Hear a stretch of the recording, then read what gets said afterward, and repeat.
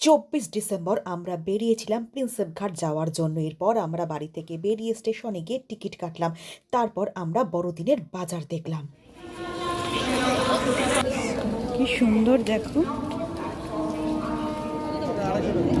দাঁড়াও দাঁড়াও, না না, আমুলের কেকগুলো কত? 100 120 যত বড় 100 200 500।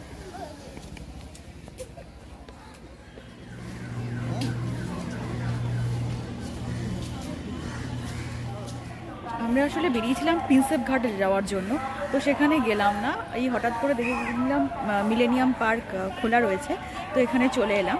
আর মিলেনিয়াম পার্কে অনেক পরিবর্তন হয়েছে। প্রথম কথা, এখানে টিকিট কাউন্টার বন্ধ। আগে যে টিকিট ছিল, টিকিটের ব্যবস্থা, সেটা এখন আর নেই। দেখছি এসে পুরোপুরি বন্ধ, ফ্রি পার্ক হয়ে গেছে। কোন দিকে যাবে বল? এদিকে বেশি ভিড়, এদিকে গঙ্গাধারটা যাবে? গঙ্গাধারটা দেখবে? গঙ্গা দেখি।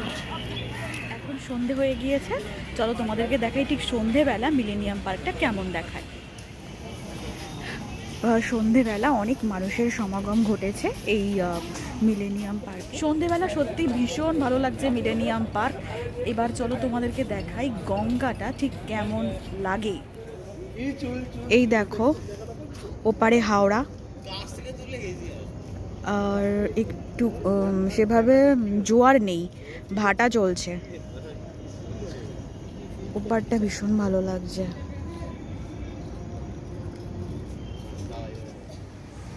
এই যে এখানে রাইডসগুলো ছিল, আমি সবকটা দেখাতে পাচ্ছি না, এই একটা দেখাচ্ছি। তো এখানে যে আরও অনেক রকমের রাইডস ছিল, সমস্ত রাইডসগুলো কিন্তু এখন বন্ধ করে দেওয়া হয়েছে। এগুলো এখন আর চলে না। কবে চলবে জিজ্ঞেস করেছিলাম যে কবে চলবে, কেউ কিছু বলতে পারছে না। আমাদের মিলেনিয়াম পার্কে ঘোরা শেষ, এবার আমরা খেতে যাচ্ছি।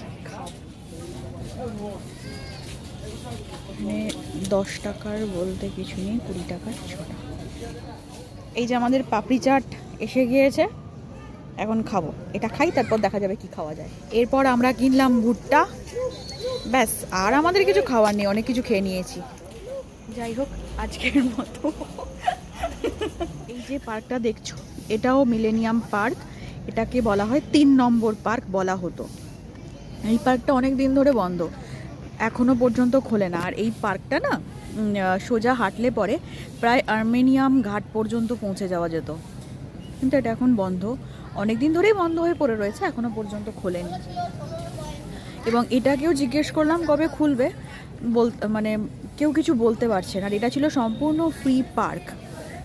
ওগুলোতে যেমন বাকি দুটো পার্কে যেমন টাকা দিয়ে ঢুকতে হতো, মানে সেই সময় 20 টাকা টাকা দিয়ে ঢুকতে হতো, প্রচুর রাইডস ছিল, কিন্তু এখানে সেই টাকার বিষয়টা ছিল না। এটা একদম ফ্রি পার্ক ছিল। এটা হলো বিবিডিবাগ রেলওয়ে স্টেশন, যাচ্ছি এখন টিকিট কাটতে।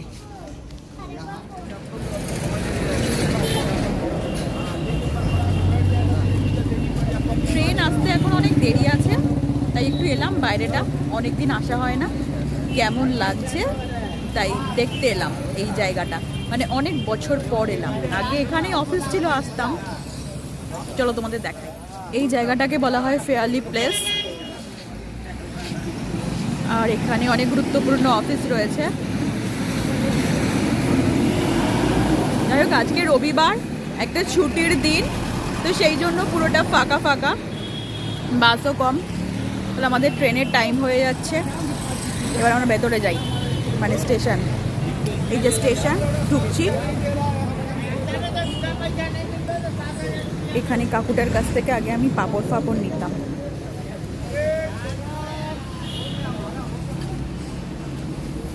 একটা চপের দোকান রোজ বসে, একটা চায়ের দোকান রোজ বসে, আর ইনি রোজই বসেন।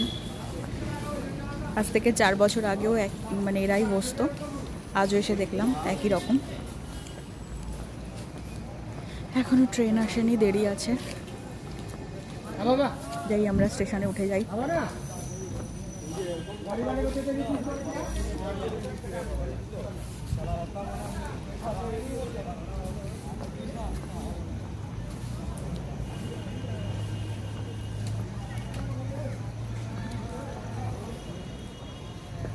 এই ওয়াশরুমটাকে এখানে আনা হয়েছে, আগে এখানে ওয়াশরুম ছিল না। আগে ওয়াশরুম ছিল ওই যে ওইটা, এখন এটা করা হয়েছে। পাশ থেকে ট্রেন আসবে, আমরা এই দিকে যাব। আজকের মতো এই ভিভিডি বা মিলেনিয়াম পার্ক এই ব্লগটা এতটাই, বা ফেয়ারলি যাই বলো না কেন, ব্লগ এতটাই। তবে এখানে আসাটা খুব সহজ। হাওড়া থেকে যদি কেউ আসতে চায় তাহলে সে ফেরিঘাট পার করলেই পেয়ে যাবে এই পার্কটা। আর যদি কেউ দমদমের দিক থেকে আসতে চায় তাহলে রেলপথ রয়েছে। আর কেউ যদি দক্ষিণ 24 পরগনার দিক থেকে আসতে চায় সেক্ষেত্রেও রেলপথ রয়েছে, আবার সড়কপথও রয়েছে। তো এটা আসা, এই জায়গাটা আসাটা অতটা বেশি কঠিন নয়। তো আজকের মতো এই ব্লগটা এ পর্যন্তই। পরবর্তীকালে অন্য কোনো ব্লগ নিয়ে নিশ্চয়ই আসবো।